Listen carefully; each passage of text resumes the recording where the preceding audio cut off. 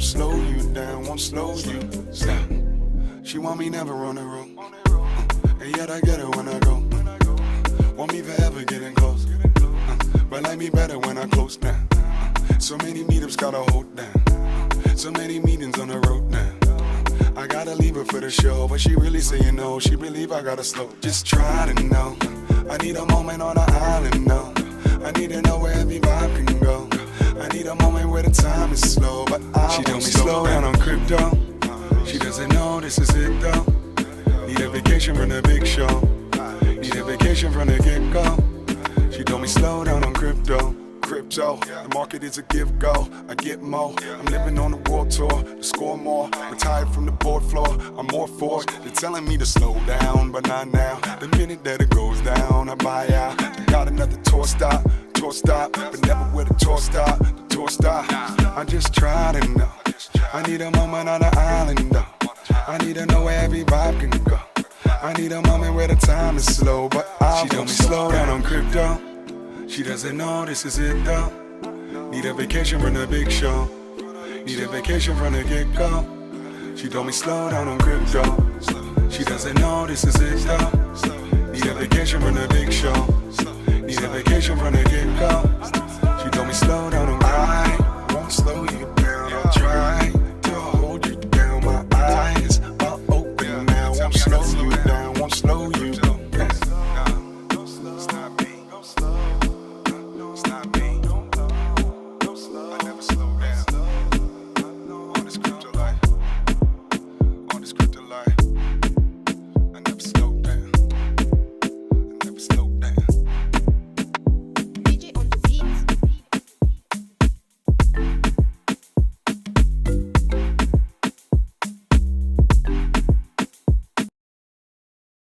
Tokenmetrics is a cryptocurrency investment platform that helps users leverage machine learning to become better crypto investors. Our in-depth analysis helps eliminate the emotions of investing, find profitable investment opportunities, and filters out scams. Learn more at tokenmetrics.com. Disclaimer: Tokenmetrics Media LLC does not provide individually tailored investment advice and does not take a subscriber's or anyone's personal circumstance into consideration when discussing investments. Nor is it registered as an investment advisor or broker-dealer in any jurisdiction. Information contained herein is not an offer or solicitation to buy, hold, or sell any security. The Tokenmetrics team has advised and invested in many blockchain companies. A complete list of their advisory roles and current holdings can be viewed here at tokenmetrics.com/disclosures. All right. Hello, everyone. Welcome to the show. I'm Ian Bellina, and today we have a legend in the house. We have Bitcoin Jesus himself, the founder of Bitcoin Cash, Roger Ver. How are you, Roger? So thank you, Ian, but I have to give a timeout right there. A lot of people in the media say I'm the founder of Bitcoin Cash. I had absolutely nothing to do with the creation of Bitcoin Cash. I had nothing to do with the creation of Bitcoin Cash, just like I had nothing to do with the creation of Bitcoin. But I'm a fan. I was a fan of Bitcoin because it used to work as peer-to-peer electronic cash. I'm a fan of Bitcoin Cash today because it works as peer-to-peer electronic cash. So that's a thing I see in the media a lot, that I'm the founder or the creator of Bitcoin Cash. I had absolutely nothing to do with the creation of it. If anything, I was a little bit late to the party, just like I was with Bitcoin compared to the early people. So sorry. Yeah. So no problem. People say it and then it just gets repeated and it goes, on and on, over and over and over. So I try to put a stop to it anytime I hear that thing. So special thanks to the people that did create BTC and BCH both. So yeah, I mean, well, it's a pleasure having you on. You are definitely quite well known in the space. I mean, you've been around since almost the beginning. So just being able to even speak to you and have a live stream AMA with our community is awesome. So first thing first, how are things with you? I hope everything is well. Yeah, I'm not sick, so that's a good thing. And I hope the same is true for you as well and all the watchers. Like, I imagine we'll touch on coronavirus at some point in the talk today, but yeah, things are good. All right, so this is going out to both our channels online on YouTube, also on Twitter, also on Periscope. So if you have any questions, feel free to just ask them in the chat, or also go to menti.com, MENTI.com, and enter the code 347512. And that's 347512 to ask your questions live on the air. So let's assume we have lots of people who haven't heard of you for some reason. Take us through your background. So, who is Roger Ver? Yeah, actually, I think that's fine because there are lots of people that haven't heard of me. If you know you're new to crypto, you'll have no idea who I am or what any of this is all about, and maybe the only thing you will have heard is some negative stuff about me out there. But the person I am is I was the very first person in the entire world to start investing in and promoting this ecosystem in a big way. I had my own business in Silicon Valley called Memory Dealers, which became way back in 2011. It became the first actual established business that started accepting Bitcoin for payments. So we started, I put up a billboard in the heart of Silicon Valley on the side of St. Lawrence Expressway there, advertising that we accepted Bitcoin. I started paying for radio ads on more than 100 stations across America, advertising Bitcoin. I paid to produce all sorts of radio ads there as well.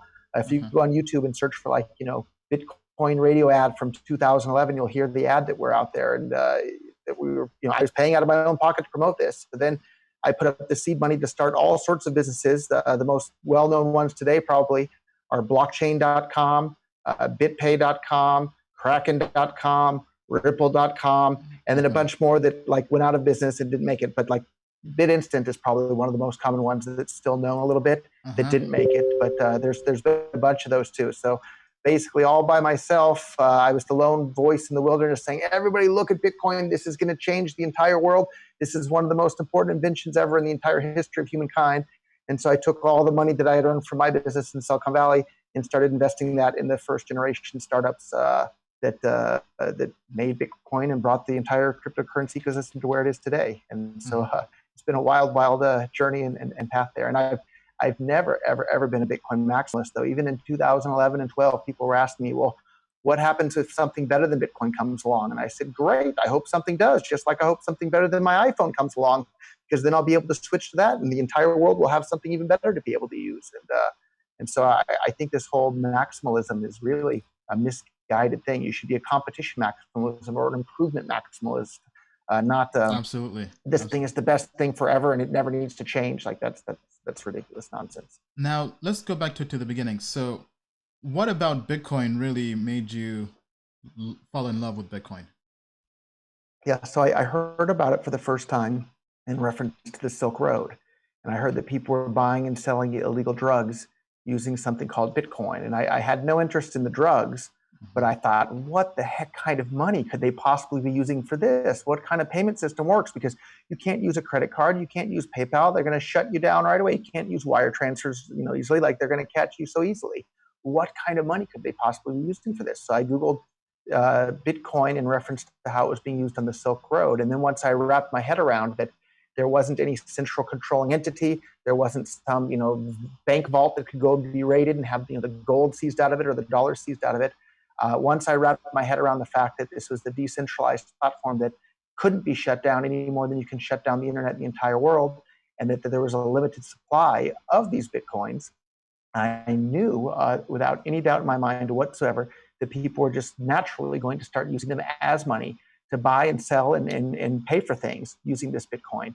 And if that was the case, the more people that started using it to buy and sell and pay for things in commerce, the more of a reason there is for more people to hold these Bitcoins. And because the supply is limited, as people hold their Bitcoins so that they have the ability to spend them later, the price will go up and up and up over time. And the price going up is a wonderful, wonderful side effect of people being able to use it in commerce. And if you strip away the ability to use it in commerce, that strips away the reason for people to hold it. And the part that became really exciting for me, though, too, as a really long-time libertarian and free market advocate, is this is a technology that strips away the power of not just the American government, not just the Chinese government, not just the Russian government, but strips away the power of every single government on the planet to manipulate and control and stifle the world's economy from growing as quickly as it otherwise would be. And the only way that anybody can improve the standard of living in the world as a whole is through economic growth. And if you're doing things that hinder economic growth, you're literally retarding the rate of progress of the entire world. So this became the best tool that the entire world has ever seen to unleash the power of the market and raise everybody's standard of living up and up and up across the entire planet, not just in one particular jurisdiction. So it felt like this thing I'd been waiting for my entire life finally came into existence. I wanted to spend every waking moment and every dollar that I had at that point to promote this idea and this product and this tool to bring more economic freedom to the world. And that's what I did. Yeah. Amazing. Now, did you ever have maybe any doubt or maybe any challenges as you were trying to evangelize Bitcoin early on, and really being the first adopter in a way? Yeah, I know. Of course, there are lots of people saying this is stupid. Why are you wasting your time on it? Go on to something else. But I remember one of the, fun moments, I guess. I was talking to another friend of mine, telling him all about Bitcoin. This is probably like March of 2011, March, April, May, somewhere in that point. They're still just a couple bucks each. And I'm telling him all about it. And said, this is amazing. This is going to change everything. And he was not convinced. In fact, he replied to me with a very sarcastic tone in his voice. He said, Roger, if you think Bitcoins are so great, why don't you buy more of them? And I replied to him, I said, you're right. And so the next day I went out and bought even more. So he was trying to dissuade me from buying Bitcoins, but in reality, he actually persuaded me to buy even more Bitcoin. So I should thank him for that even more. So. Okay. Now let's kind of go back even further. So what companies did you launch? So you mentioned you had memory dealers. It was a PC memory company? Yep. So we were selling computer parts, and then there was another company that most people don't know, but it was actually the main product line that Memory Dealers was selling were products called AgileStar. And it's really fun. If you go on eBay today, you can see a whole bunch of old, used AgileStar parts that are still for sale on there. And it's really fun because those were my parts, and we sold them to people all over the world. And that was the main product line that Memory Dealers was selling were these AgileStar parts. And but both businesses were run out of the same building and kind of shared a number of employees and overlap. But it was really, really fun to see, our products being used from, everybody from, the home users to NASA, literally was ordering parts from us. So it's really fun to see our parts just getting used all over the world. So how did you build that up from the ground up? Did you have prior experience? Did you just become a first-time entrepreneur? Yeah, I guess it was just kind of a first-time entrepreneur type person, but I had a series of, entrepreneurs in my family. My grandfather specifically really started Woods Equipment Company, was one of the very first like motorized, tractors and plowing stuff. And this was, back during the Great Depression, so long before my time. But that wound up actually being merged into John Deere. And John Deere is a company that lots of people have heard of today. And then he did another company later called Time-O-Matic. So if you see all those time and temperature signs out in front of banks and stuff, they had a big share of that market as well. So I come from a history of entrepreneurs there, and I guess to some extent it was in my blood. But I always enjoyed reading about business and economics as a young man, and then even in elementary school, I was buying and selling candy bars. I'd buy the candy bars at Costco and sell the candy bars to other kids at school because kids would rather deal with another kid rather than some big scary adult at the snack bar line. So I've always been looking for places where you can buy something for less and sell it for more. And if you think about it, a lot of people don't realize it, but that's all any business is you're taking something from where it's worth less and moving it to where it's worth more, whether it's a grocery store or selling candy bars or even, making podcasts. You're taking people's time from where it's worth less to where it's worth more and producing content that people want to consume, and you can, pop some advertising in there. So that's all any business anywhere in the world is taking things from where it's worth less and moving it to where it's worth more. And a business that's successful succeeds in doing that. A business that fails has the opposite effect. They're taking things from where it's worth more and moving it to where it's worth less. And when that happens, you run out of money real quick and you have to find something else to do. And that's kind of the beauty of this pricing system. And when prices are allowed to transmit the information, everybody all over the world magically, seemingly, gets to coordinate with everybody else to produce the most efficient amount of stuff for the most number of people around the world, even though they've never met or talked or interacted with each other at all. It's the pricing system that transmits all that information all over the globe. And so if you understand just how incredibly important the fact that prices and money are at transmitting information across literally every single person on the planet, it's really one of the most amazing things, period, right? I think it's right there on par with as amazing as, the first, life organism. There's a fantastic essay I implore people to read. It's called I, Pencil, written by Leonard Reed. And it talks about how there's not a single person alive on the planet that knows how to make a pencil. And at first you hear that and you think, well, what do you mean nobody knows how to make a pencil? A pencil is so simple and easy. Anybody can make a pencil. If you think about it, a pencil is amazingly complex, right? Like even you have the yellow paint that's on the outside of the pencil. Like Where do they get the pigment to make the paint? What do they mix it with? What sort of machines do they have to do to make the paint? The machines are made out of like iron that's dug out of the ground somewhere else, that's powered with like gasoline that's pumped from oil out of the ground that goes to some refinery with all the people working at the refinery, and who knows how much stuff goes into that. And then there's the rubber tip at the end of the pencil that goes, from, I guess, rubber trees in Indonesia and then put on ships somewhere else. And there's just these huge, amazing amount of supply lines. And then like the graphite that's in the middle of the pencil, that has to be dug out of the ground somewhere else. And who knows what process that goes through to be, shoved into the middle of this wooden thing around the outside of the pencil. And he goes into all the details of like the pencil. And by the time you finish reading the story of, of how a pencil gets made from the point of view of the pencil, you realize, wow, there isn't a single person alive on the planet that knows how to make a pencil. And if nobody knows how to make a pencil, imagine how, absolutely nobody knows how to make an iPhone or a computer or, the earphone that's in my ear. And it's absolutely amazing.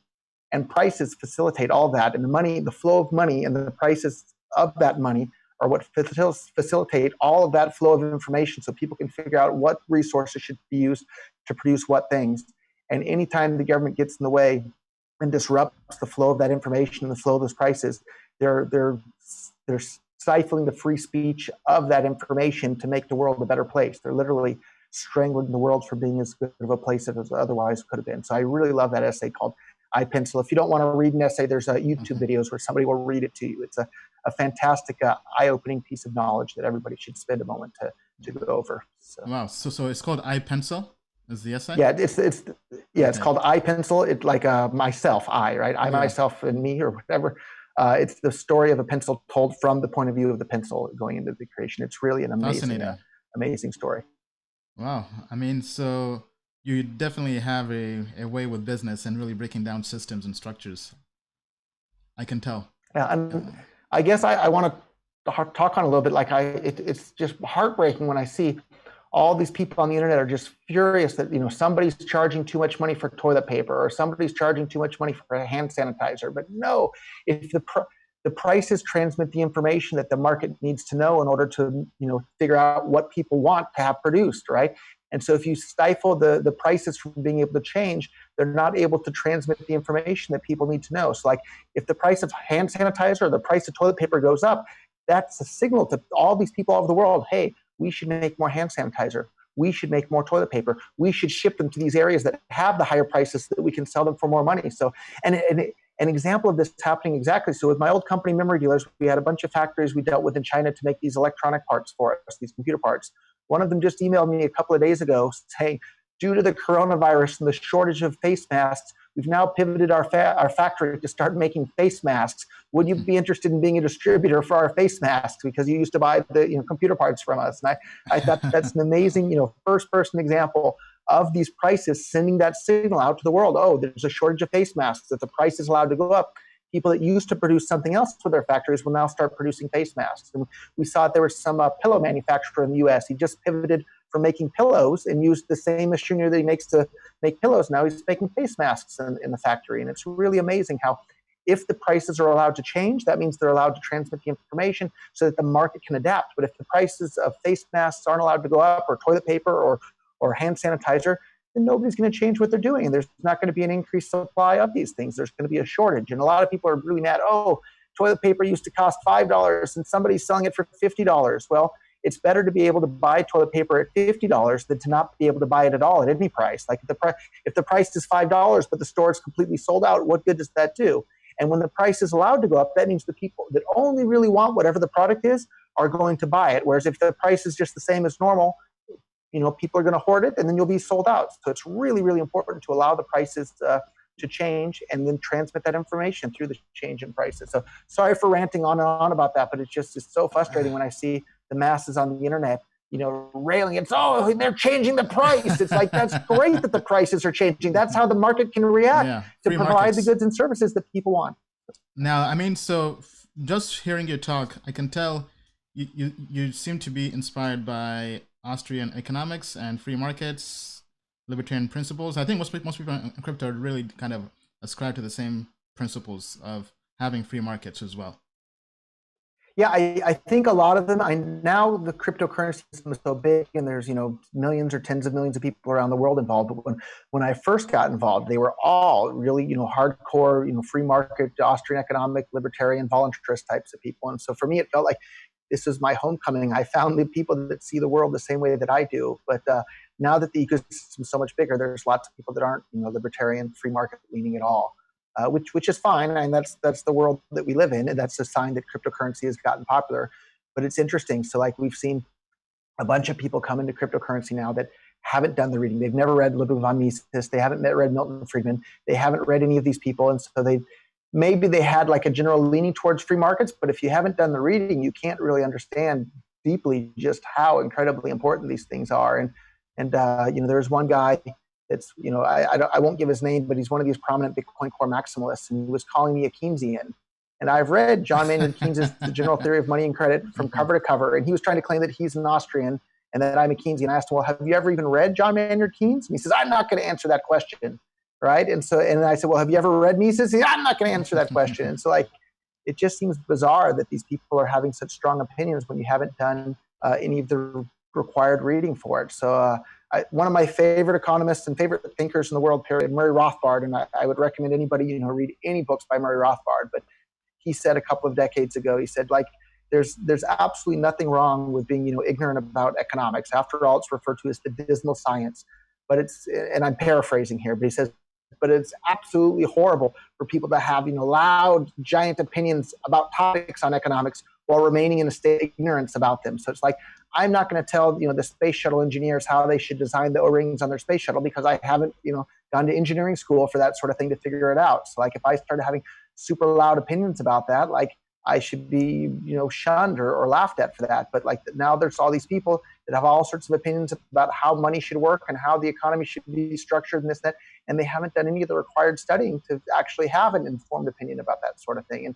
And that's what we're seeing right now again too. Everybody's all excited. Oh, the government's printing trillions and trillions of dollars. They're going to do this and they're going to do that. Like if printing money could make the world a richer place, why is there anybody poor in the entire world at all, right? We could have just printed money decades ago and everybody would be rich. And the reality is that money is just the measuring stick that we use within the economy to figure out what goods should be used to produce what other goods and who should get those goods. And if you all of a sudden, and on a normal ruler or tape measure, the little slots on it or stripes on it or they're set distance apart. So when you measure something today and you measure it tomorrow, if it's 12 inches today, it's 12 inches tomorrow.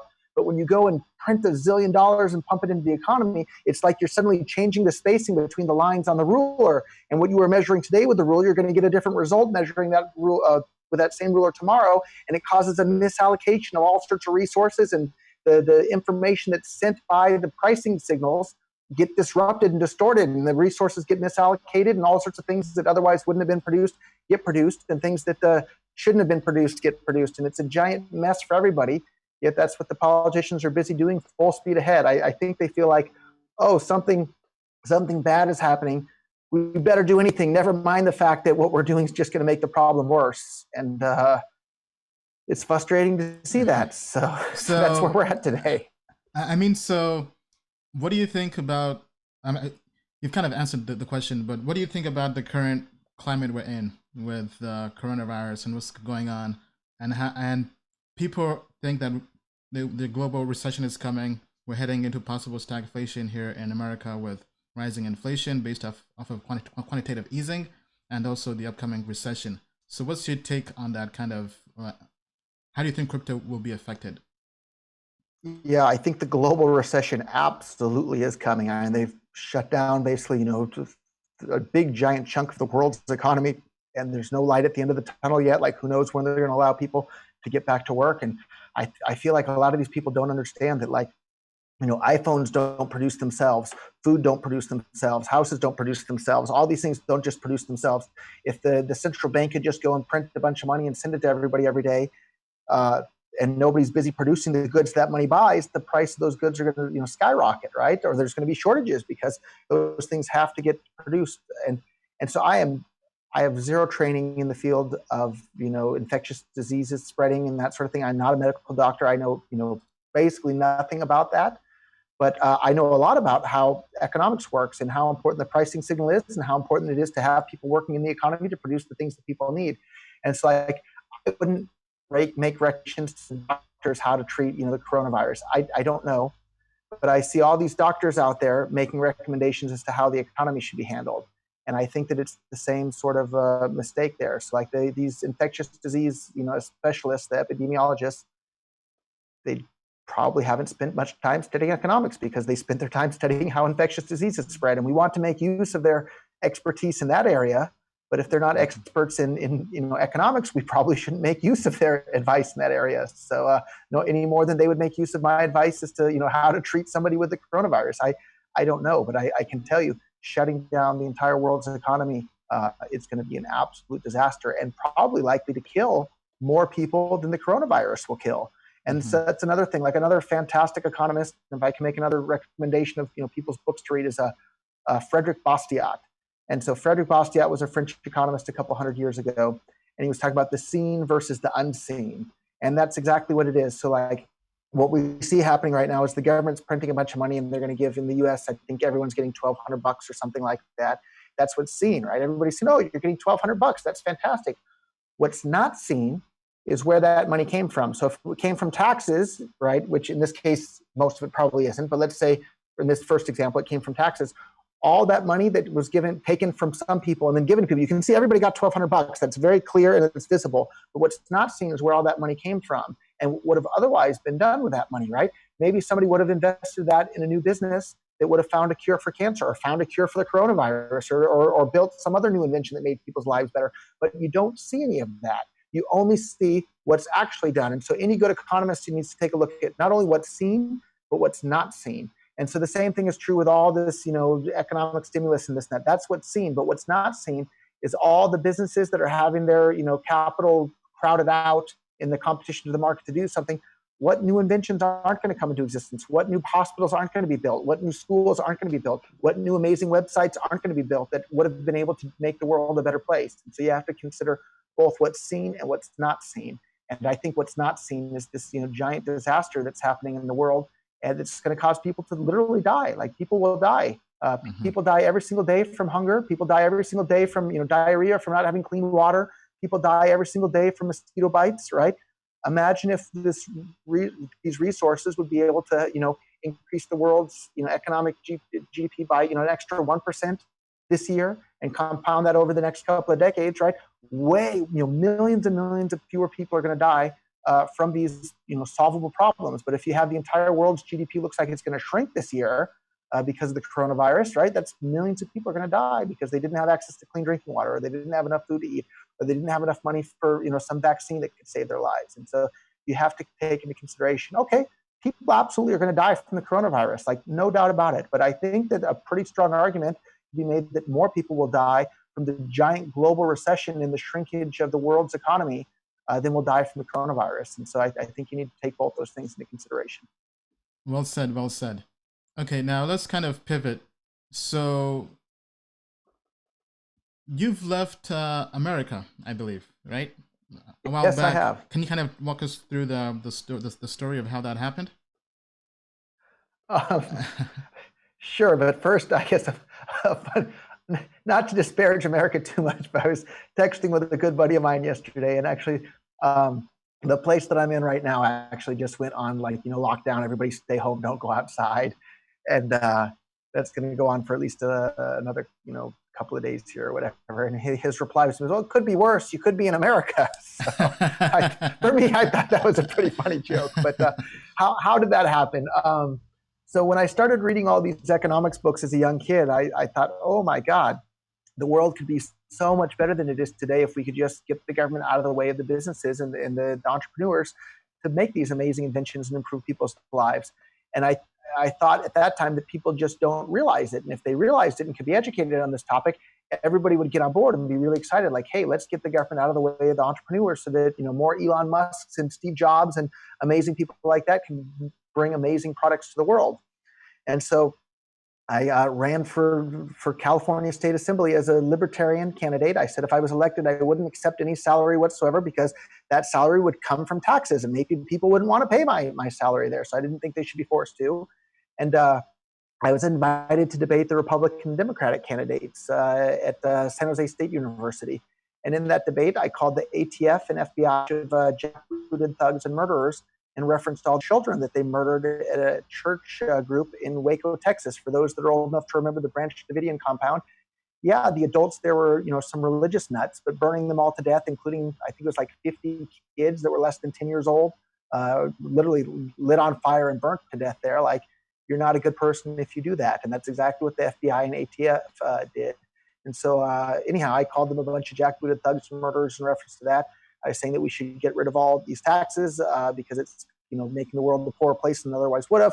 We should end the war on drugs, all these things that turns out people that work for the government and whose salaries depend on the people paying taxes didn't like those things that I was saying as like a 20-year-old man, or 19, I was like 19 or 20 years old. I was really young at that point. Wow, 19 years old, and you're trying to become...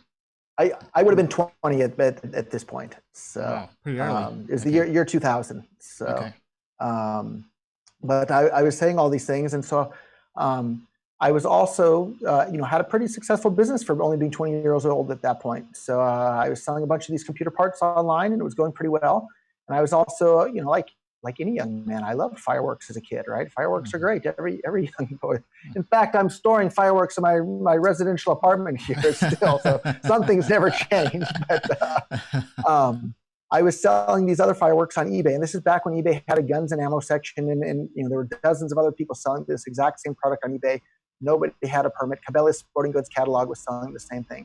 I wound up being the only person in the entire country to be prosecuted for selling those. And so eventually I signed a plea agreement, and I was sentenced to federal prison. So even while I was in federal prison, the company that I'd been buying those products from, they had no permit either. They were still busy selling that exact same product. And only later, all these companies were ordered to stop selling them. And nobody else went to jail. I don't think anybody else even had to pay a fine at all.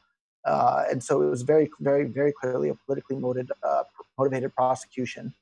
And I just really felt betrayed and shocked, because everybody teaches you growing up in America, America's the land of freedom of speech. You can say whatever you want, and that's the beauty part of America. Whereas if you say what you think in Russia or China, you're going to go to jail. Well, it turns out in America too, if you say something that the government disagrees with, they'll try and send you to jail. And just look at what they're trying to do to Julian Assange or what's the man that became a woman that told us about the collateral damage? Wesley Manning, or now I forget what his female name is now. But anyhow, anybody that says things that the government doesn't like, boom, they're going to come after you. And so that really just kind of burst my Chelsea Manning. That's it now. Yeah. That just really burst my my view, shattered my view of the world and my esteem that I had for the American governmental system and this and that. So I knew as soon as I got out of jail, like I was never ever going to live in America ever again. And so the day I was allowed to leave America, I left. And that doesn't mean I don't love my American friends and family, and there's lots of wonderful, wonderful people there. But the American government's one of the most, totalitarian, warmongering, horrible states on the face of the earth. That doesn't mean the other ones are good. But America always loves to pretend like they're the good guy in every situation for everything. That's an absolute lie. And they literally starved to death more than 500,000 kids in Iraq, right? And yeah, the Iraq governments are bad. There's lots of bad, people in the Iraqi government there, and they've done lots of bad things. That doesn't mean starving to death 500,000 kids is justified, right? Imagine imagine some guy broke into my house and stole from me here, and I go chasing him down the street trying to catch the bad guy, and I managed to shoot, a bunch of innocent bystanders and kill a whole bunch of other innocent bystanders because I was going after one bad guy. I'd be tossed in jail forever because I hurt a bunch of innocent people. The U.S. government murdered 500,000 innocent kids going after some bad guy. It doesn't justify the murder of innocent kids one bit. Yet they're literally on 60 Minutes saying, "Oh, I think it was worth murdering 500,000 kids." But everybody's brainwashed, right? They go through 13 years of government schooling where they pledge allegiance to the flag every day. And I went through that too. I was brainwashed with that too, thinking, "Oh, America's great. The government's great. America's the best country on earth." But no, it's a bunch of brainwashing. That's why they send all the kids to the government schools, so they can brainwash them and indoctrinate them from this young age. And they don't just do that in America. Everybody in every other country goes to the government schools from a young age, and they brainwash them in those countries too, that the government of the country that you just happen to be born in is a great one, and we're here to look out for you and protect you. It's all a bunch of brainwashing nonsense from a young age. And that's why they love having government schools around the world in every country, so they can brainwash all the people to support the governments in those countries too. And I I've somehow managed to undo the brainwashing. I'd like to help more people undo the brainwashing. There's a fantastic other book called The Most Dangerous Superstition by Larkin Rose. If you read the book, like, you'll see the world in a whole new light. So The Most Dangerous Superstition, and he's talking about the belief in government, because it's just a made-up belief that people are brainwashed from a young age to believe in. And at this point, I've lost track of what the initial question is. I think it was how did I leave America? Yes, yeah. Now, to kind of chime in here. So when you so after that happened, did you have to kind of denounce being an American and hand in your passport, or did you just get a different passport? So you have to do it in the correct order there. So so I moved out of America the day I was allowed to in 2006, and I haven't lived in America since then. And then at that time I looked really clearly as to what it would take to get citizenship somewhere else. And sadly, as a felon, it's much more difficult to get citizenship somewhere else. The nice part about it is some of these other countries have been reasonable. They think, oh, you sold firecrackers on the internet without a permit. You bought firecrackers from one website and sold them on another. That's not a crime in this country. And literally, there's lots of countries don't have. You can buy fireworks in the convenience stores in Japan, right? It's not a big deal. It's only a big deal if you speak out against the government brainwashing that happens to everybody. So anyhow, you have to get citizenship somewhere else first, and then once you have citizenship somewhere else first, then you can renounce your U.S. citizenship. They won't. This is another thing that was just shocking to me: is you're not telling the U.S. government that you're stopping to being American. You're asking them for their permission to stop being an American. And I asked the guy at the embassy. I said, "Have you seen people have their request to stop being an American be denied?" And he said, "Oh yeah. Absolutely. Their requests get denied all the time. It's a common thing for it to be denied." And it was just shocking to me. Like, how? In an insane world, you would think you'd tell them, okay, I'm not an American, see you later. And they would have to accept it. But no, they claim that they have the right to tell you, no, you're going to continue being an American whether you like it or not. And to me, that just seems like a bunch of nonsense also. Now, from my perspective, because it's kind of interesting, I became naturalized American in 2017. And by 2018, I was already... sorry for your loss. By 2018, after making some money in crypto and getting heavy taxes, I was thinking about possibly getting a different country's passport just to kind of possibly leave. And I saw that they have an exit tax. If anybody is interested in that, email me, roger@bitcoin.com. You can pay for the entire thing in cryptocurrency as well. And I'm more than happy to help you with that. I'm an expert in that at this point. And more than happy to help. So. All right, awesome. Yeah, and I mean, it shocked me that they tax you on the way out as well. And to me, that didn't really make any sense at all. But anyway, that's neither here nor there. I'm still here in America.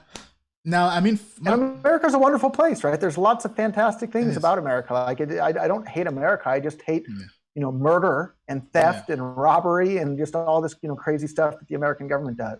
But I love my American friends and family. So after that, you ended up going to Japan, and then I think St. Kitts. Yep. So I've spent a lot of time in both at this point. So my citizenship and nationality is a country called St. Kitts, which is a little island in the Caribbean.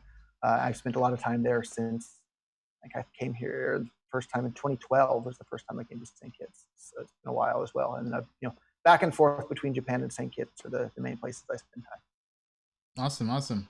And I'm guessing you don't really miss home or America much. I do. Yeah, of course. So I miss my parents and my friends and family, and I miss a lot of things, sure. So, but I go occasionally. Eventually, I convinced the American government that I had zero intent of ever moving back there again, and they were nice enough to give me a 10-year multiple entry visa, so I can go to the U.S. anytime I want. Oh, really? 10-year visa? Wow. Okay. Yep. So I think I have maybe 7 years left on that visa. So apparently, they didn't think my crime was too serious if they were willing to give me a 10-year visa to allow me to come back to the country. Awesome. Okay, all right. So fast forward now. What's the story behind Bitcoin Cash? How did you get involved?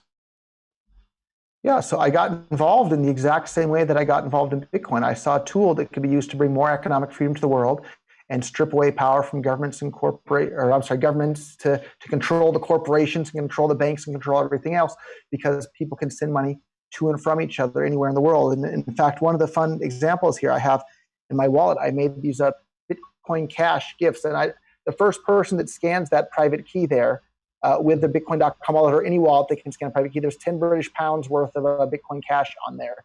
And so this is an example of things that can no longer be done on Bitcoin because the fees became too high on Bitcoin. As soon as Bitcoin stopped working as cash and as a payment system, and the narrative became like, oh, it's just supposed to be a store of value, you're not going to use it to pay people or buy or sell or do anything, like that wasn't the Bitcoin that I got involved with. That wasn't the Bitcoin described in the white paper. That wasn't the Bitcoin that made the Silk Road one of the most successful startups ever in the entire history of the world. That wasn't the tool that can strip away the power from governments to control people. So like, I would be embarrassed to promote BTC today, right? With its slow, expensive, unreliable transactions. Like, how could I with a straight face tell anybody ever, hey, you should start using this thing, it's called Bitcoin. It'll cost you, sometimes it'll cost you 10 cents, sometimes it'll cost you $1, sometimes it'll cost you $50 or even maybe $1,000 to send a transaction to somebody. And you're not even sure if your transaction is going to go through. And then they might be able to reverse it later. Like, I'd get laughed out of any business meeting anywhere if I tried to present that to people. Yet the original Bitcoin that had fast, cheap, reliable, irreversible transactions that became popular and started getting used by companies like Microsoft and Dell and Expedia and people all over the world, the thing that's called Bitcoin today still has that good reputation and name and branding, and so it's riding on its own coattails that were built up by people like me. But the technology that made Bitcoin popular to begin with is now alive and well in the form of Bitcoin Cash and a bunch of other cryptocurrencies as well. So it's really strange that people have this infatuation with Bitcoin is the brand, but the technology that works is now Bitcoin Cash or Dash or Zcash or a bunch of these other ones out there. So the BTC version of Bitcoin is the only cryptocurrency ever in the history of all, thousands and thousands of cryptocurrencies. It's the only one ever to have intentionally full blocks. What a stupid thing to do, right? Full blocks makes the fees unreliable and high, and it makes the transactions unreliable, and it makes the entire network unreliable. And so like, it's been an absolute disaster for Bitcoin to have the blocks intentionally become full. And I think a lot of people that are new to Bitcoin or new to cryptocurrency, they don't realize that that's the stated goal of the software developers behind Bitcoins. They want the blocks to be full and they want the fees to be high. And it was when I realized that was their goal was for the blocks to be full, which creates unreliable transactions and creates the fees to be high. When I realized that was when that's when I really started to pull my hair out. I thought this is an absolute disaster for the adoption of Bitcoin. The blocks need to always have room. The market needs to set the amount of block space that's being produced, right? The miners can decide what price they want to charge for inclusion in their blocks, and instead of a bunch of central planning, economically ignorant software developers that literally say, oh, the fees are $50 a transaction on average, pop the champagne, this is a huge success. No, it drove it drove me away from Bitcoin, it drove Microsoft away from Bitcoin, it drove Dell Computer away from Bitcoin, it drove everybody that was trying to use it as money away from Bitcoin. And everybody's, Bitcoin hit $20,000 and Bitcoin's currently $6,000. Imagine where it could be today if the blocks hadn't been allowed to be full. If Microsoft had never had to stop accepting Bitcoin, they had been able to accept it the whole way through. And it's so frustrating right now. We're having this worldwide, economic meltdown, and the government's going crazy printing money. So that's what we see, and we see, Bitcoin's at $6,000. That's pretty high. What's not seen is where could Bitcoin have been today, right? If we had not lost the last 5 years of merchant adoption and the 5 years of infrastructure being built, and if everybody hadn't been distracted with so many altcoins, this could have been a chance for maybe the entire world, the population of the entire world looked at this and said, hey, we have an alternative. We can use Bitcoin in commerce for everything, and we don't need to rely on the central banks and their $6 trillion of inflation here. We have another option. We have a plan B. We can use Bitcoin. But instead, because of the full blocks and the failure of the Lightning Network to be anything even remotely close to being usable in commerce, there isn't an option that's ready. Bitcoin Cash isn't ready yet today either. There's not enough infrastructure for it. Like, there isn't a solution today that's ready for the world to switch away from government-issued fiat currency. And I think there could have been a solution that was ready today for the worldwide economy to switch over to if Bitcoin hadn't allowed the blocks to become full and stifled its ability to scale for the world. And to me, that just it breaks my heart that considering where we could have been versus where we are today. And now we can't change the past. Let's build a better future. True, very true. So what do you think is needed for Bitcoin Cash to eventually possibly surpass Bitcoin? Do you think it's just time, or do you think there's something else that has to be done? I think it's awareness, right? Like if I invite everybody, please give Bitcoin a try, right? Send and receive some BTC from one wallet to another, see how long it takes, see how long it costs, see, try it with everything, right? Go and buy something from a BitPay, accepting website, or a BTC accepting website, give it a try. And then try the exact same thing with Bitcoin Cash. And then once you've tried it with both, in fact, I saw a guy commented on another video that I did the other day. He said, "Oh my God, I didn't realize how fast Bitcoin Cash was. Like, I just tried it for the first time. I've been using BTC before. Now I tried Bitcoin Cash. This is great. I'm now a Bitcoin Cash fan." And so I think if people would try both, they would see it. And please try Lightning Network. Try everything, right? Try everything and see what works for you. Try iPhones, try Androids, try, something else. Try, Mac computers, try Windows computers, try Linux computers. Give it all a try, and then decide what you like and what works for you in your life. And there's no doubt in my mind whatsoever, if people try Bitcoin Cash versus what everybody's calling Bitcoin, Bitcoin Cash provides a far, far, far better user experience. And so I would love more people to try both of those. And then I think having some more awareness that the thing that everybody's calling Bitcoin today, it has no white paper, right? It has the Bitcoin name and brand recognition, but there's no white paper. There's no, what is it, right? Is it digital gold? What does that even mean, right? Whereas in the early days, it was very clearly, it was meant to go head to head with the dollar and the euro and the yen. It was supposed to become money for the entire world that everybody would use to pay for everything on chain, not with these custodial wallets, not with these overly complicated, Rube Goldberg machines that they're trying to build now. It was right there on chain. And like I saw with my own business in Silicon Valley, right, selling optical transceivers and memory, I saw like some of the first things I was selling were like, 2,400 baud modems, and then 14.4K modems. And then by the end of my career there, we were selling 100 megabit optical transceivers, right? Like 100 gigabits, right? So like, that's like, I don't know, like 1.7 million times increase. I'd have to get out a calculator. It's such a big increase over the course of just, 15 years or something like that. And there's a great quote from Satoshi. I don't have it in front of me, but it says something along the lines, and you'll have to get the exact numbers right, but like in about a decade, the computers will be 100 times faster and 100 times cheaper or something like that. And we'll have to get what the exact math is with Moore's law there. But like every single year, this stuff gets faster, better, and cheaper.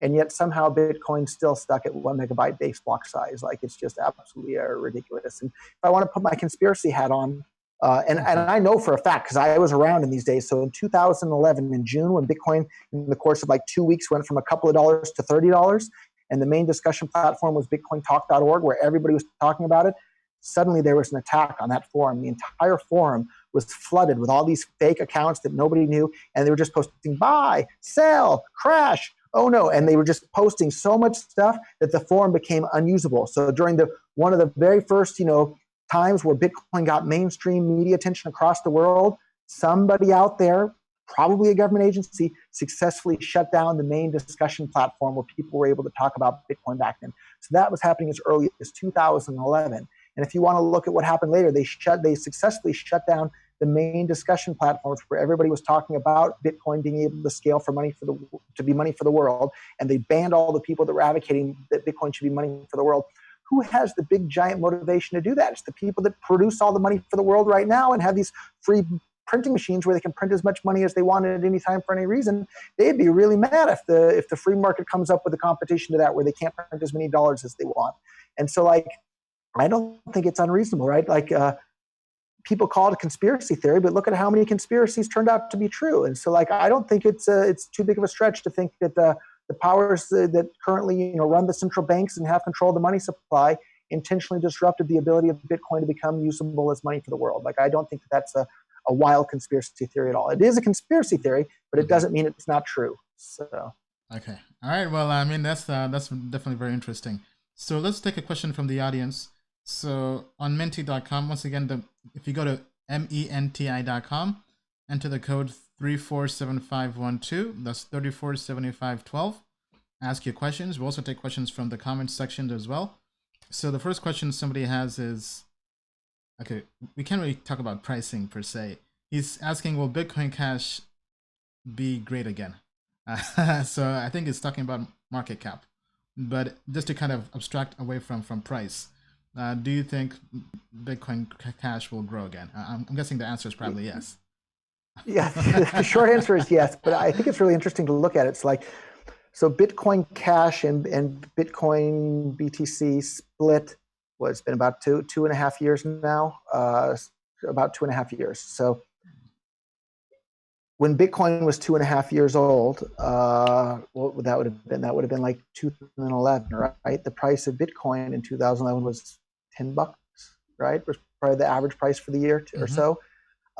The fact that Bitcoin Cash is $200 and it only has had 2.5 years, because when that split happened, the BTC version of Bitcoin got the Bitcoin branding and name recognition and all the infrastructure. Because of the way the fork happened, all the infrastructure was forced and had to go with the BTC version of Bitcoin. So Bitcoin Cash had to start over from scratch to build all this infrastructure. And so the fact that it's at $200 and something in just 2.5 years, I think is an amazing sign, and shows, where was, and here's something to point out too. Where was the BTC version of Bitcoin 2.5 years ago? What was the price of that? I think it was probably higher than it was. Let me pull it up, and I can check for us right now. Okay, no worries. So the fact that the Bitcoin is doing so well. So 2 years ago, the Bitcoin price, yeah, so it's lower. It's down 10% over the last 2 years, right? And so I can't check 2.5 years. So when Bitcoin Cash first launched, there was a huge amount of volatility and spiked way up and the way down. And there were a number of early Bitcoin adopters. They got a little bit too excited and bought in the Bitcoin Cash with too many of their Bitcoin at an early thing. But if you look at when the price had a chance to settle down with Bitcoin Cash after the initial split, and there was a lot of fury within the market, Bitcoin Cash has steadily been trending up in overall price. And I think that's going to continue. And again, I invite everybody, use Bitcoin Cash, use Bitcoin BTC.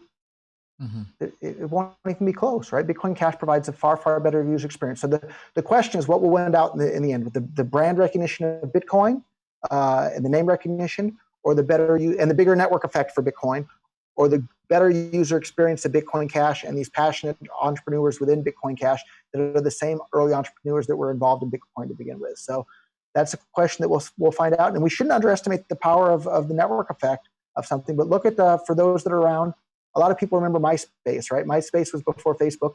MySpace had a huge network effect. It seemed like nobody would be able to supplant it.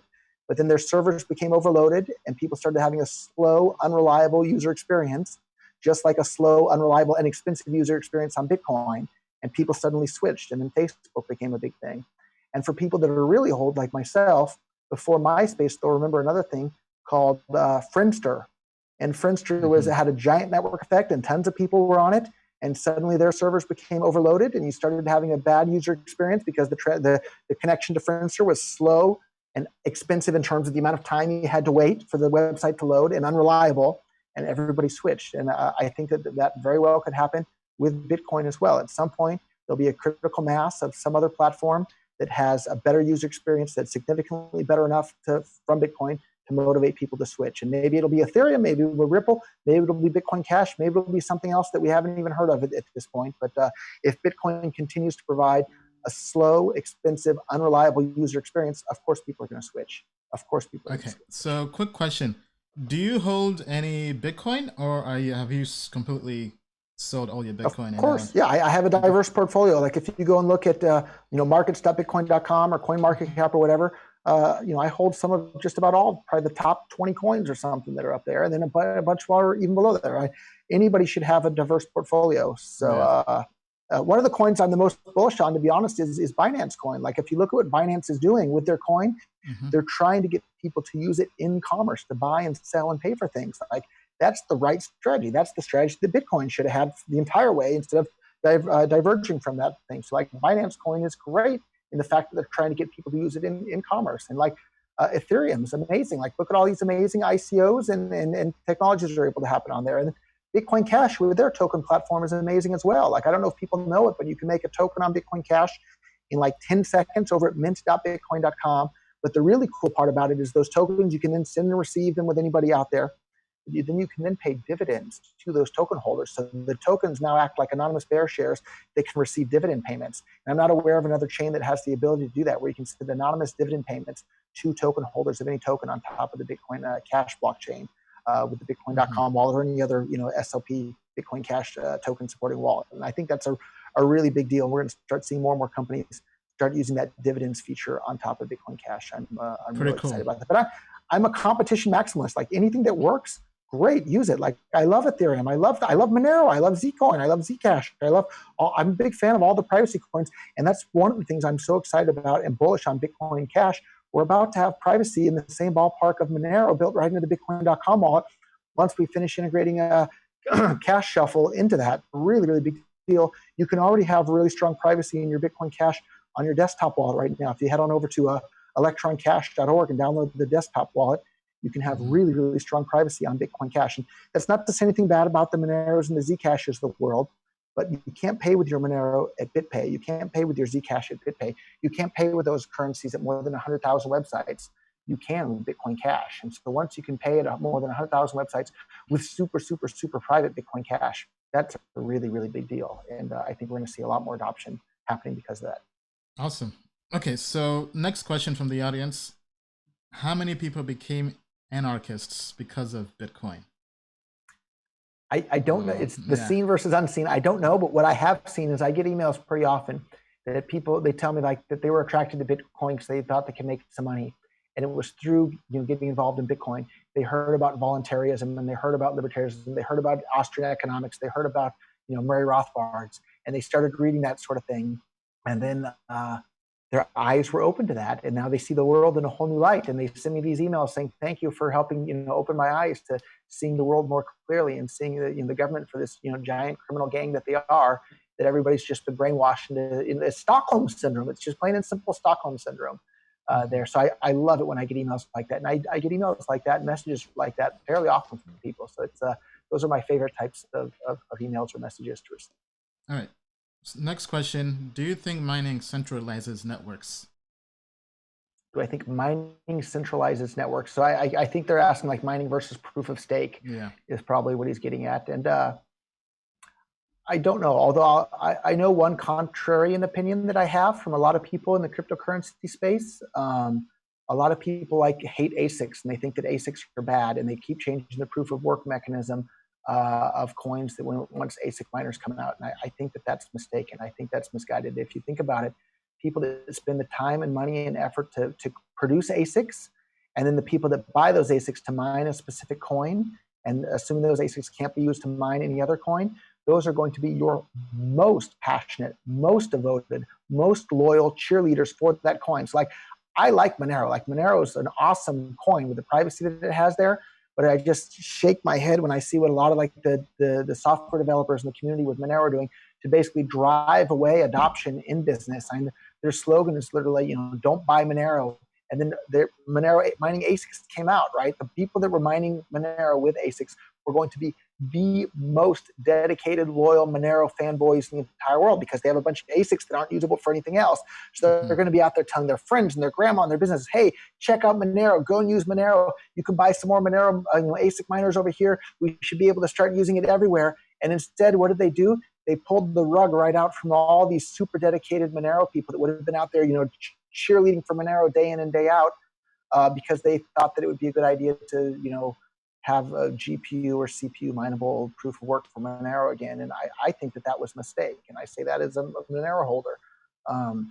I want these people that are super passionate, like the people that build ASICs for something. They're going to be the most passionate members of that community that have the most invested capital and money to make sure that coin succeeds. So I think that's a mistake to shun ASICs and to think ASICs are a bad thing. ASICs are a good thing. And it really builds a strong community around a coin once you have a bunch of ASICs that are out there available for it. All right, next question. What percentage of the mining on BCH are owned by Roger directly or indirectly? And when should we expect BCH mining to be independent? So what percent of the hash rate that's mining Bitcoin Cash is owned by me? 0. I have all my miners we turned off. I used to have some. I used to have 50 petahashes that I own myself, and we turned that off, I don't know, 6 or 9 months ago now when it stopped becoming profitable. And we sold the mining equipment. So I own 0 hash rate myself. So none is the short answer. All right, cool. Somebody's saying, Roger, you're a better advisor than Nomad Capitalist. I think he's a content creator who talks about leaving the the states and all that stuff. Yeah, I'm a big fan. I love Nomad Capitalist. And in fact, we're having a conference. I'll be speaking at their conference coming up here in Cancun, Mexico. I believe it's in November. And you can head over to nomadcapitalist.com for information on that. And I love their YouTube channel. If you're interested in expatriation or offshore stuff or all this sort of stuff, their YouTube channel is fantastic. I love watching. So Andrew Henderson is the CEO over there. I saw him in the audience in Singapore, but I didn't get to talk to him. But I love his YouTube channel, his content, and I can't wait to go to that conference in person. So if you want to join us in Mexico in November, please do nomadcapitalist.com. So. Awesome. And we'll check. And I think they're the experts. Although I've been around too. So. Okay, so next question from the audience. Do you have plans to still break up the Satoshi into something smaller than 1 Satoshi per byte? The mining fee, yeah. So that's absolutely on the roadmap. So, and I've been around long enough. I remember when almost all Bitcoin transactions were free. Like back in 2011, 2012, and on into 2013, almost all BTC transactions were completely free. And I'm not saying cheap, I'm saying zero fee. And the way the network worked is if the Bitcoins hadn't moved for more than a certain number of blocks, then it was totally free to move your Bitcoins. And if they had just moved recently, then you had to pay a small fee. And I think that's a great idea. And that's on the roadmap for Bitcoin Cash again, so that we'll have some completely free transactions again. And you only have to pay a fee if you just moved your Bitcoin Cash recently. And I think that's a great way of doing things, because if you haven't moved your Bitcoin Cash for a long time and now you're moving it today, that doesn't mean you're trying to spam the network. Whereas if you just moved your Bitcoin Cash a few minutes ago and you're moving it again, maybe you're spamming, maybe you're not. But if you pay a fee, then that's great. The miners can decide what fee to charge. So the short answer is yes. The fees will be going even lower on Bitcoin Cash. And the current network fee for an average transaction is like a 1/10 of a penny or a 15th of a penny. So it's basically free already, but it's going to be completely free for some transactions here again soon. All right. Next question is from Ms. Suit on YouTube. Roger, what do you think about being censored on the Bitcoin Reddit? Yeah, I think it's really Bitcoin's supposed to be uncensorable money, and the fact that the community from within started censoring free speech, like strong arguments don't need censorship to win out, right? And so like that's what the government does. Like they hate WikiLeaks because WikiLeaks is exposing the truth. Like what sort of crazy world do you live in which you want to like ban people from being able to have opinions? And unfortunately, that's exactly what happened on our Bitcoin, which still is probably one of the most visited platforms in the entire world for discussion of Bitcoin. And so it was really amazing. The big blockers were the majority within the Bitcoin ecosystem when the censorship started. We were the majority in terms of hash rate and everything else out there. It was just a question of how to implement it. And then once the censorship started, and the only opinion that people were allowed to hear were, big blocks bad, small blocks good, Roger Ver bad, Bcash sucks, all this stuff. It's just like when you go to the government schools from a young age. Everybody around you pledges allegiance and says, government great. You believe it because that's what everybody around you is saying. Once everybody within that was coming to cryptocurrency were only allowed to hear that, Bcash sucks, Bitcoin Cash sucks, big blocks bad, Blockstream good, Bitcoin Core good, everything else sucks. Once that was the only thing they were allowed to hear, they believed it. Just like if you had grown up hearing that the world was flat, you would believe that too. And so I think it's horrible, and more people should speak out against the censorship that's still going on to this very day on both our Bitcoin and BitcoinTalk.org. It really is really sad more than anything else. And so break out of your censorship box there. Yeah, I mean, I find the tribalism in crypto really, really ridiculous, and I think it's something that definitely puts off anybody who's joining the space, because it's almost like joining a cult. Because everybody with whatever cryptocurrency they're fanatics of thinks that's the one and only crypto that's going to change the world, and anybody else who is not on board is a pagan.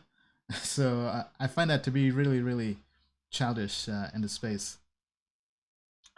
Totally agree. So I kind of feel it's like nationalism or racism, where you just look at, oh, those people have a different coin than me, so they must be bad because I like my coin. And it's just like, different things are different, and you can be a part of anything, right? So give all these coins a try. So I've been a competition maximalist. I've never been a single coin maximalist, shown by the fact, like a lot of people, it's kind of funny, they don't know it. Like I was literally the second person ever involved in Ripple. So Jed McCaleb, the founder of Ripple, reached out to me and said, hey, I have an idea on how to make Bitcoin that doesn't require mining, because he said, I think mining is wasteful. It uses a bunch of electricity. We can make Bitcoin that doesn't need mining.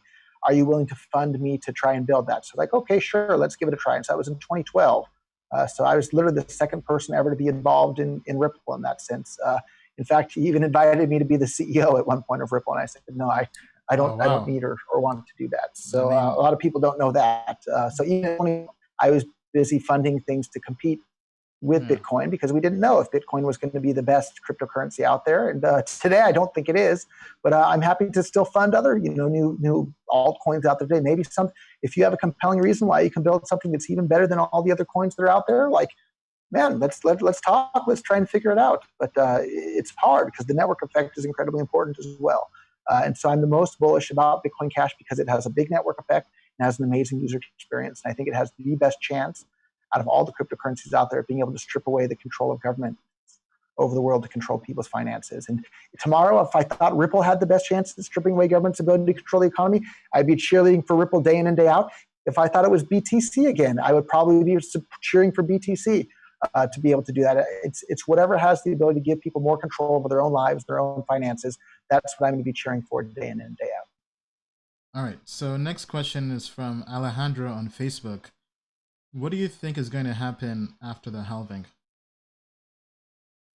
So this will be my third halving, and I think the same thing's going to happen as the last two halvings. Nothing. I think it's just going to be a non-event.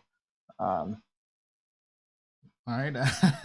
Yeah, the price will be volatile like it always is, right? Like the price is volatile when there are halvings. The price is volatile when there's no halvings. Like I think it'll just be another day on the roller coaster of being involved in crypto.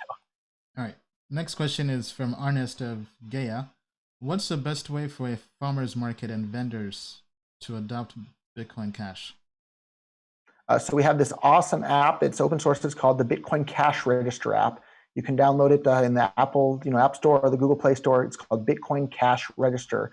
And in literally 30 seconds, you can be set up to accept Bitcoin Cash. And the way it works is you can link the Cash Register app to deposit to your Coinbase account, or to deposit your account at local.bitcoin.com, or deposit right to your Trezor wallet at home under your mattress. Basically, it's just a fancy QR code generator that displays a QR code to receive the payments, but the payments get forwarded to whatever wallet you specified in the settings. So it's a really, really fantastic tool. And I feel like Alexander maybe threw me a low ball question there, or a softball question there. So it's called the Bitcoin Cash Register app. And it's not an exaggeration to say that Bitcoin Cash is the easiest cryptocurrency to start accepting at your physical business right now today, easier than any other cryptocurrency in the world. So check out the Bitcoin Cash Register app to give that a try. All right. So next question from menti.com. Somebody's asking, are there any plans to rebrand the BCH logo? Because it looks like the BTC logo. Yeah, I don't know. That's a good question. So I'm checking the paper wallet that I held up. Oh, so earlier in the show, I held up this QR code so somebody could claim the 10 British pounds. Somebody already scanned that one. So I was checking with my phone there. Oh, but you know what? Fast. I have some more. So here's another one that's a different 10 British pounds at the time I did it. So the first person to scan that with their Bitcoin.com wallet gets 10 British pounds right there. So anyhow, I got distracted there. What the question one more time? So are there any plans to rebrand the Bitcoin Cash logo without the Bitcoin logo? The person is asking. Yeah, I don't think so. The biggest argument over that is orange versus green. And I think green is probably going to win out in the long run, but there's still plenty of people using orange, and there's no central authority to decide for that. So. All right. Then what's your take on proof of stake? Let's give it a try, right? I think Ethereum's headed that way, and there's probably some other coins that have already done that. So may 1,000 flowers bloom, right? Give everything a try, and then use the things that work the best. And if proof of stake can work, great. But I'm a fan of proof of work because it has a 10+ year track record of working really, really well. Mm-hmm. So that makes me, at this point, somewhat biased or lean towards proof of work because of that track record. But proof of stake, feel free to give it a try. All right. Next question from menti.com. What is Roger's opinion on Jeffrey Epstein's sex ring and the important people that are being hidden? by the government from prosecution? Yeah, the most interesting conspiracy theory I heard in regards to that too is that, like, nobody knows where Jeffrey Epstein got his money from. Like, how did he have all this money to have, all these fancy houses and private jets and zipping around and this and that? And the conspiracy theory was that he had been hired by some foreign government or somebody out there to go and basically entrap all these powerful people in America. It's like maybe the Russians, maybe the Israelis, maybe whoever, right? Maybe it was the St. Kitts government, right? Who knows? Hired Jeffrey Epstein to go and entrap all these powerful politicians. So like maybe they're on there with the crazy girls, and there's a hidden camera in the jet or a hidden camera in the house, whatever, and they have these cameras of these powerful people in American politics doing inappropriate things with these people, and then they can use that to blackmail these politicians to get whatever policies towards Israel or towards Russia or towards China or towards St. Kitts or wherever. That seems like a pretty effective way to get the U.S. government policies to be favorable towards your nation. Is you hire some guy to get a bunch of crazy sex films on that, and that's certainly a conspiracy theory. But just because it's a conspiracy theory doesn't mean it's not true. It's real. So I definitely recommend anybody, if you haven't yet watched the show, The Americans on FX. It's also on Amazon Prime. Great show about just that. And it covers these topics, or I'm not familiar with that show. Yeah, so covers this. So it's about a Russian family that came to America and was really just spying, and while living the normal American life. So they're basically Russian agents in America, living the American life, but the entire job was just to spy and entrap local. And this is all true? Yeah, all true, right? So all this was happening during the Cold War, right? So they're called The Americans. I think those have some other names for them, but it's definitely pretty exciting stuff. Definitely recommend people go. I'll give that a look. Thank you for the recommendation. That sounds very interesting. So, but other than that, I haven't dug into the Epstein stuff too terribly deeply. All right, so let me get some more questions here from the audience. Let's see here. Sorry, just give me a second. No problem. And there's just such a big world with so many people and so many things happening and so many topics. So yeah, and thank you again for the opportunity here. I really love getting to reach new audiences. So okay, yeah. So this is just a comment. Medic Will Crypto says he took the money in the wallet. Thanks, Roger. That's great. You're welcome. I'm glad. Should we do one more? I think I might have another one in my wallet here. All right. Here we go. They love it. I've been stuck at home, so I can't hand these out like I do normally. So here's another one. The first person that scans that gets 10 British pounds. I was in the UK very recently, so I had these printed up ready to give out as tips. So let's see. Now I'll pull my phone and we'll see if somebody already scanned it as well. So money's still on this one. Nobody claimed it yet. I'm sure somebody will claim it. Okay, so while you're doing that, next question you have is somebody's talking about cash fusion. What do you think of cash fusion? Will that bring adoption? So cash fusion is what I was talking about before. So this is amazing tool for Bitcoin Cash. It'll give Bitcoin Cash privacy in the same ballpark as Monero. And so you can start using cash fusion. There's a Telegram group where you can get an alpha copy that I've been running on my own computer. It works great already. But we're going to build this cash fusion protocol right into the Bitcoin.com wallet. We've had more than 11 million wallets created with the Bitcoin.com wallet. So now suddenly we're going to have all these Bitcoin.com wallet users. They'll have fast, cheap, reliable, and super private transactions will be available to anybody anywhere in the world with like a $20 smartphone.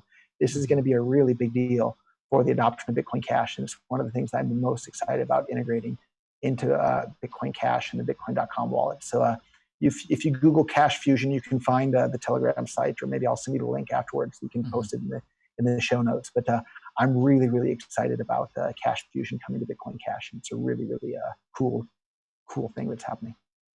Yeah, that sounds exciting. So we typically like to ask guests on the show a group of questions. So let's kind of put you in the hot seat. I'm ready. It's not quite the hot seat, but it's our own version of the hot seat, just to kind of learn more about you as a person. So the first question is, what are 3 books you've read that have changed your life? Ray Kurzweil's The Singularity is Near really made me lose interest in conventional politics, because I think the way to supplant all that is through technology, and then just build technology that makes government impotent. That's a better way to do it. So anyhow, Ray Kurzweil's The Age of Spiritual Machines. It's about is AI? one. What was that? It's an AI book? Yeah, it's about how it's basically about Moore's law and how you keep going, with Moore's law, and year after year as computers get better, faster, and cheaper, and then you can calculate like about how many neurons are in the human brain, how many connections each neuron has, how many times per second they can fire, and you can calculate, roughly probably an order of magnitude about what the processing power of the human brain is, and then you can see what the processing power of the 286 versus the 386 versus the 486 versus the Pentium 1, the Pentium 2 versus on and on and on.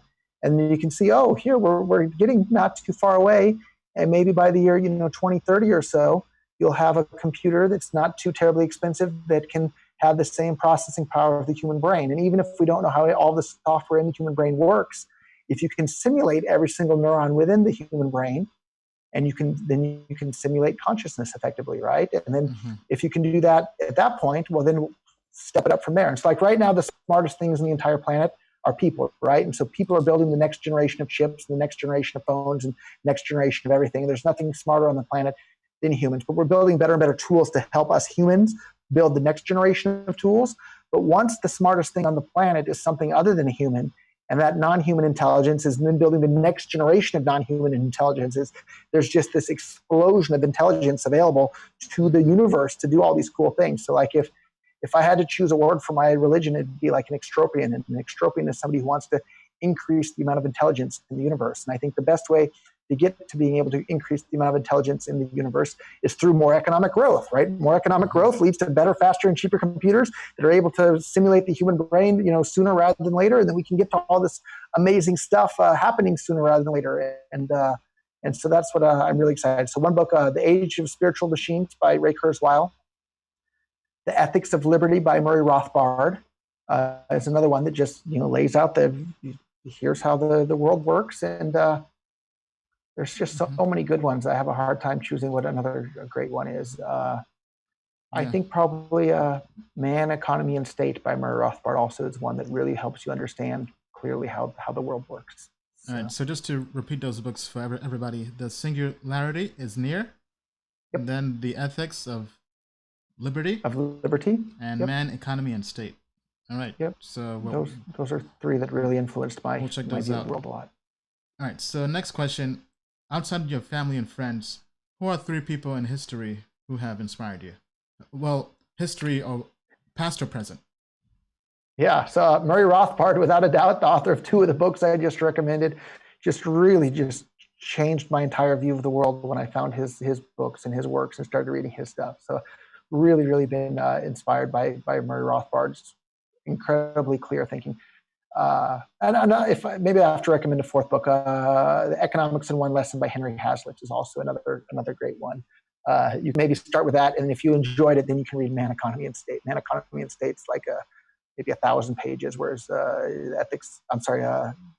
Economics in One Lesson is maybe 100 or 200 pages. Anyhow, Murray Rothbard's one. Ray Kurzweil is another, right? The authors of these books just really inspired me, like the stuff that they got done. And then another just amazing guy that they don't teach you about in the American, government schools, but he's probably one of the most interesting people in American history. Is a guy called Lysander Spooner. Lysander Spooner is an absolutely amazing, he's one of the most amazing people in American history. They always teach you about Thomas Jefferson and George Washington and all these other, politicians that were a lot better than the politicians we have today. But Lysander Spooner was a really amazing guy. So he was an anarchist way back in the day. He literally, he wrote a book in, 1840 or something, back when, slavery was still a thing in America and it was popular and everybody knew that we had to have slavery because otherwise how would the cotton get picked? And he was literally writing books saying in defense of runaway slaves, right? And he was defending hey, if a slave runs away, good for him. The people that are trying to arrest him and bring him back to the slave owner are the bad guy. And he wrote another book called No Treason, The Constitution of No Authority. And if you read that book, it's only 80 pages. Calling it a book might even be a stretch. It's a long essay. But if you read that, he just absolutely shreds the idea that the United States Constitution is binding on anybody whatsoever. It's just a fantastic, fantastic book.